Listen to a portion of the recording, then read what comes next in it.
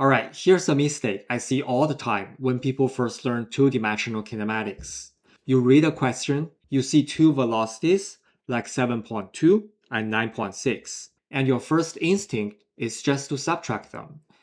So you do 9.6 minus 7.2, you get 2.4. You divide it by time, and you write down your answer, 0.571 meter per second squared. And it looks right. The units work out, the number seems reasonable, but it's completely wrong. And the reason it's wrong is not a calculation error.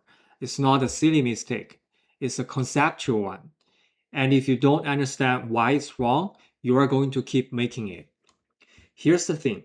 The 9.6 and 7.2, these are not just the numbers. They are vectors. They are pointing in completely different directions. When you subtract the magnitudes of the vectors like this, you are throwing away all the direction information. And in this problem, direction is everything. So what do we actually do? That's exactly what this video is about. Now, let's look at our problem. So we've got a bird, it's flying, it changes the direction, and we need to find the average acceleration. Simple enough setup. But before we touch a single number, I want to talk through exactly what we're going to do. Because if you just dive into the math without a plan, these problems get messy really fast. Okay, starting point. The formula for average acceleration. We know this.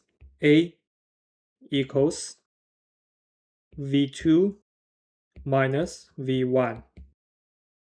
Then divided by delta t. Right? The average acceleration is the change in velocity over time. That's the definition. Now, here's the issue. v1 and v2 are not pointing in the same direction.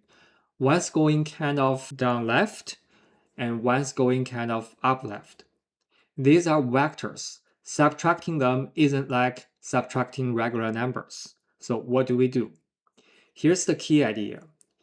Instead of dealing with one messy two-dimensional problem, we break it into two clean one-dimensional problems. For the x direction, the acceleration ax is just v2x minus v1x, then divided by delta t. And the same thing for the y direction, ay is v2y minus v1y, then divided by the time delta t. Now each one is just along a straight line. No messy directions, just the signs, positive number or a negative number. Now we can solve them separately. Once we find ax and ay, we combine them to get our final answer. Think of it like this. Ax and ay are just two legs of a right-angle triangle, and our actual acceleration vector is just the hypotenuse. So we just use the Pythagorean theorem. We can get a equals the square root of ax squared plus ay squared. And that gives us the magnitude of the acceleration. But we're not done yet. Magnitude alone doesn't describe a vector. We also need the direction. So let's call this angle theta. Looking at the angle theta, the opposite side is ay and the adjacent side is ax. So tangent theta is ay over ax. And to find theta, we take the inverse tangent, ay over ax. But notice I'm using the absolute value bars. I'm dropping the negative signs and just plug in the magnitudes. Here's why. If you feed a negative number into the inverse tangent, your calculator might spit out a negative angle or put the vector in the wrong quadrant entirely. We don't want the calculator making that call for us. So the move is use the magnitudes to get a clean reference angle first, then look at our drawing to figure out the actual direction. So let the math give you the size of the angle, let the picture tell you where it's pointing. Okay? So this is the entire solution laid out before we touch a single number. Everything from here is just executing this plan. So let's go.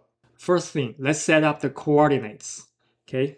So we have axy coordinates, and let's define east is the positive x. So west is the negative x. North is the positive y. And south is the negative y. So it's a standard coordinates. Now let's draw the velocity vectors. V1 is 7.2 meters per second, west 25 degrees south. So I start facing west, rotate 25 degrees towards south, and draw my arrow. So this is V1. So this angle from west to south, this is 25 degrees. Now V2. V2 is 9.6 meters per second, same idea, but this time rotating towards the north instead. So I draw my vector like this. This is V2, and the angle from west towards north is 25 degrees. So the falcon starts off heading west and slightly south, then curves around and comes out heading west and slightly north. And intuitively, what had to happen here? It completely lost its southward momentum and flipped to heading north.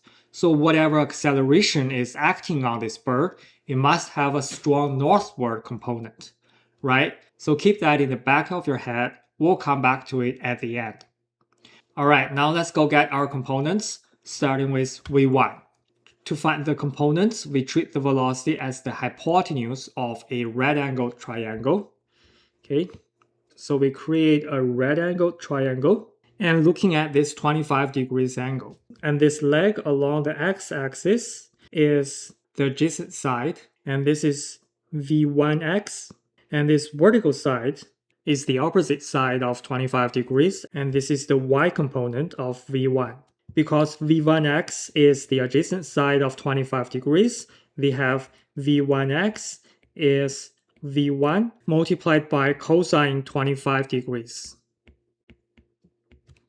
Now let's plug in the numbers. It equals V1 is 7.2 meters per second multiplied by cosine 25 degrees.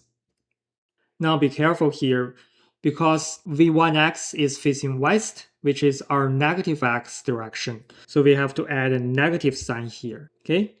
And now this gives us negative 6.52 meters per second.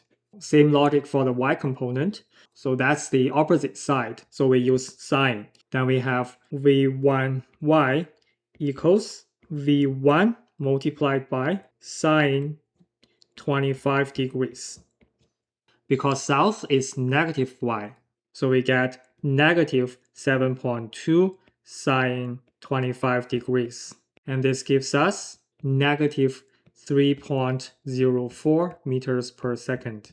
Now let's work on V2. We follow the same process. I'm drawing a right-angled triangle where the hypotenuse is the velocity vector and the horizontal leg is our x component, V2x. So V2x is V2 multiplied by cosine 25 degrees. And that is 9.6 cosine 25 degrees. And again, V2x is also facing west, so it has to be a negative number. And this gives us negative 8.7 meters per second. And this vertical leg is our y component, V2y. And then V2y equals V2 multiplied by sine 25 degrees. It equals 9.6 sine 25 degrees. And this time it's positive because it's facing north, which is the positive y, right? So this gives us positive 4.06 meter per second. Okay, let's pause here for a second. We now have all four components. This is actually the hardest part of the problem. Not because the math is complicated, but because this is where all the direction reading and sign deciding happens. Okay, we have to figure out which one is positive, which one is negative. Everything from here is just arithmetic. So this is a good place to pause. In part 2, we're going to take these four numbers, plug them straight into our formulas, and work all the way through to the final answer. See you there.